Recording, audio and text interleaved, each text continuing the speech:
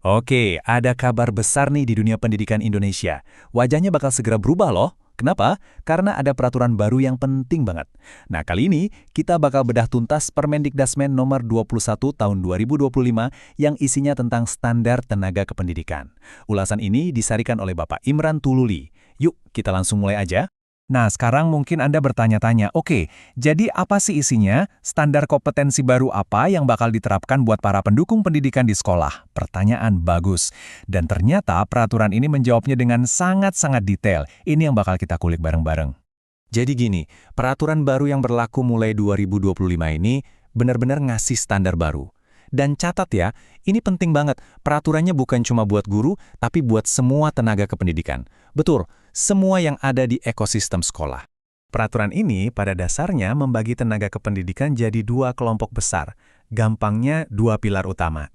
Pertama, ada pendidik, ya, ini guru-guru kita. Terus yang kedua, ada tenaga kependidikan selain pendidik. Nah, ini nih tim pendukung yang perannya krusial banget. Yuk kita lihat bedanya apa. Oke, di sini kita bisa lihat perbedaannya dengan jelas. Pendidik atau guru tugasnya jelas ya, berpartisipasi langsung dalam menyelenggarakan pendidikan. Ini ada di pasal 1 ayat 2. Nah, di sisi lain, tenaga kependidikan non-pendidik ini tugas mereka lebih ke belakang layar, tapi sama pentingnya.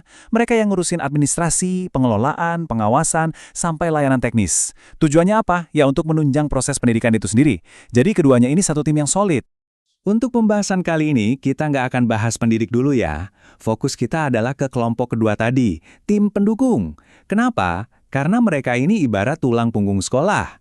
Merekalah yang memastikan semuanya berjalan mulus di belakang layar. Dan ternyata, tim pendukung ini isinya macam-macam loh. Pasal 10 menyebutkan ada kepala satuan pendidikan, ada tenaga perpustakaan, laboran, bagian administrasi, bahkan sampai teknisi dan psikolog. Banyak banget kan? Tapi, dari semua peran ini, ada satu yang bakal jadi sorotan utama kita, yaitu pendamping satuan pendidikan. Oke, pendamping satuan pendidikan. Namanya keren ya, tapi tugasnya apa sih sebenarnya? Gampangnya begini, inti dari peran mereka cuma satu, yaitu untuk meningkatkan mutu pendidikan di sekolah. Simple, tapi penting banget. Nah, ini dia definisi resminya dari pasal 11 ayat 2. Tugas mereka adalah melaksanakan pembinaan dan pendampingan dalam peningkatan kualitas pembelajaran. Perhatikan kata kuncinya, pendampingan. Ini bukan pengawasan loh ya, bukan kayak mandor.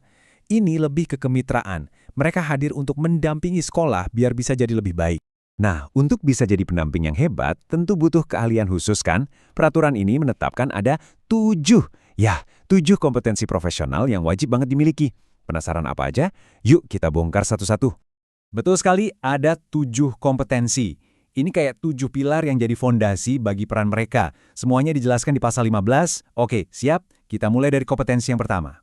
Yang pertama, soal membina pengelolaan dan administrasi. Tapi ini bukan sekedar ngurusin surat menyurat ya. Ini lebih dalam.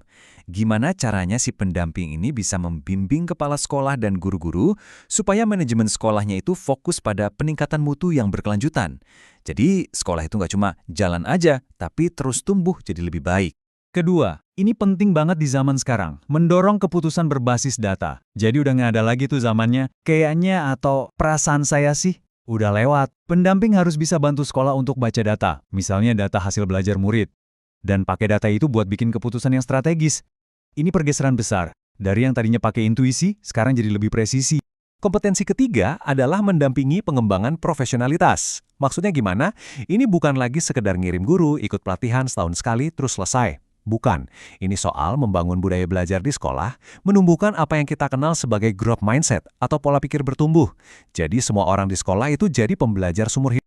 Lanjut yang keempat, mendampingi pengembangan kurikulum. Nah, ini penting supaya kurikulum di sekolah itu nggak kaku dan sama semua dari Sabang sampai Merauke.